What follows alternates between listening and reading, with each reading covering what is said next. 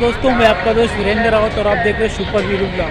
तो दोस्तों, यहाँ पे देहरादून के परेड ग्राउंड में यहाँ पे मेला लगा हुआ है। युवा महोत्सव यहाँ पे चल रहा है और युवा महोत्सव में यहाँ पे दूर दूर से लोग आए हुए हैं। और शाम के टाइम पे भी यहाँ पे बहुत भीड़ लगी हुई है। यानी कि शाम को जैसे जैसे दिन में तो प्रोग्राम वगैरह हो रहे हैं और शाम के टाइम पे यहाँ पे आप देख सकते हो किस तरीके से लोगों की यहाँ पे भीड़ लगी हुई है।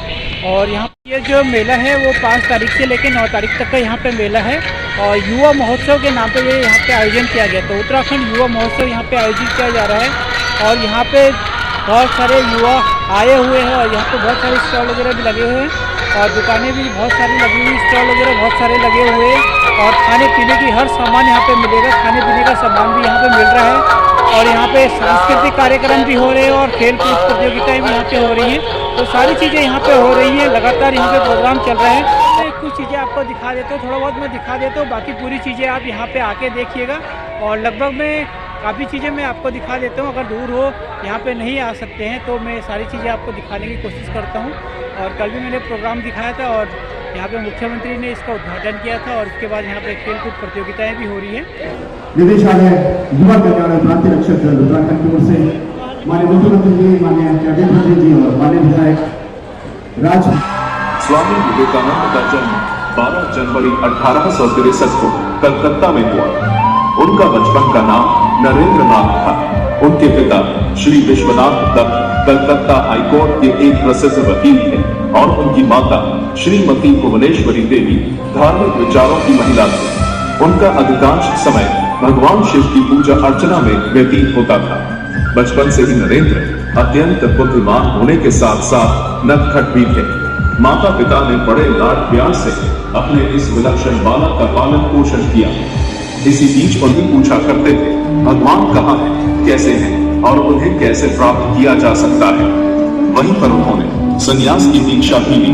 उनका ज्यादातर समय ध्यान, तपस्या और भक्ति में ही लीन होने लगा। वहीं उन्हें अपने अंतर में कण कण में बसने वाले सर्वव्यापी प्रभु के दर्शन भी हुए। उस समय देश गुलामी के दौर से गुजर रहा था। नरेंद्र का हृदय सदैव देश के हालातों से व्यथित रहता था। नरेंद्र को देश के युवकों से बड़ी आशाएं थी और देश के युवा भी उन्हें बड़े आदर भाव से देखा करते थे। सन 1890 में नरेंद्र ने लंबी यात्राएं की। उन्होंने लगभग पूरे देश में भ्रमण किया।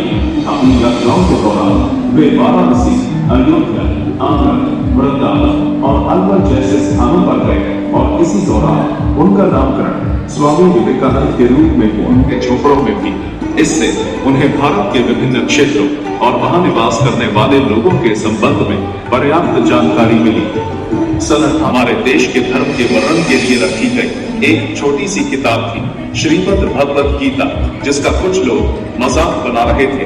परंतु जैसे ही स्वामी विवेकानंद की बारी आई और उन्होंने अपना भाषण देने की शुरुआत की, वैसे ही सारा हॉल तालियों की आवाज से गूंज उठा। स्वामी विवेकानंद केवल एक संत ही नहीं थे, बल्कि एक महान देशभक्त, प्रखर वक्ता, विचारक और लेखक भी थे। उनका विश्वास था कि पवित्र भारत देश धर्म और दर्शन की भूमि है। इसी देश में बड़े बड़े ऋषि मुनियों ने जन्म लिया है।